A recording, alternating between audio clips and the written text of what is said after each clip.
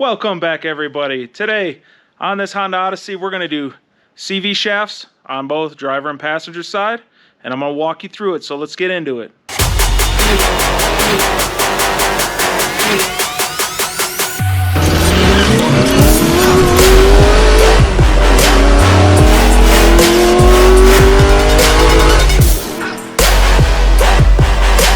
Here's the driver's side CV shaft. I got this on Rock Auto, HO 8230. Here is the passenger side CV axle, HO 8229. Here's a part number for that intermediate shaft, 44500 SJK-J00. Step 1, take off the wheels, lift it up off the ground.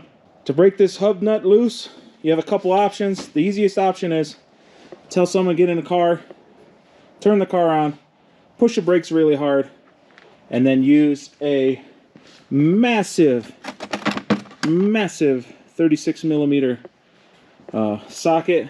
If you got one of these kits, this was a Pittsburgh one from Harbor Freight, I guess. Anyways, 36 millimeters, what you're gonna need.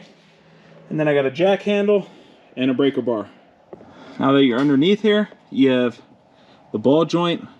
We have to take the ball joint out. So we need to take this cotter pin. So you grab a pair of needle nose or whatever, flathead screwdriver, and you pop this guy out. You're gonna use a 19 millimeter to take the nut off of the ball joint.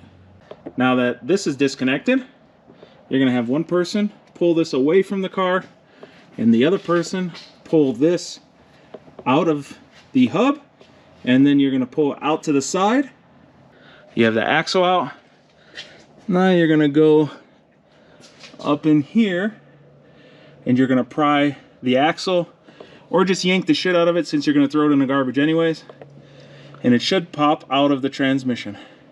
Slide the new axle nicely into the transmission. Do not rip your transmission output shaft seal. Here's the new axle. This is the part that goes on this intermediate shaft, but I couldn't get the old one off, and we beat the hell out of it and did everything imaginable. It even damaged my bar that I was using to pound it, to try to get it pounded out. So yeah, we just had to order the new part. It sucks. Costs a bunch of money. Lube up the mating end of the intermediate shaft with some bearing grease. That way when you slide it in, nothing happens with the seal. And then torque down the 3 bolts as tight as you can get them with your hand, because there's no room to get a torque wrench, and tighten those guys down as much as you can.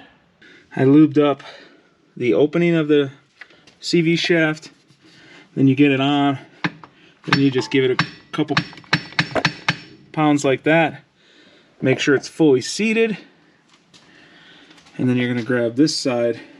I'm going to put just a little bit of gear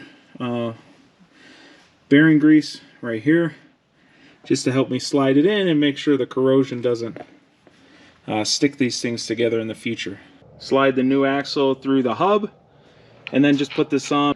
And while we're doing this all at the same time, we're going to want to put this guy in and start the nut about 2 or 3 threads. When you're putting this castle nut on, make sure it's tight, and then you're gonna keep tightening it until you line up this hole with one of the castle parts, so you can put that cotter pin back through the hole. Hopefully this video helped you out. If you liked the video, hit like, share, subscribe, all that other stuff. Till next time, wrench on.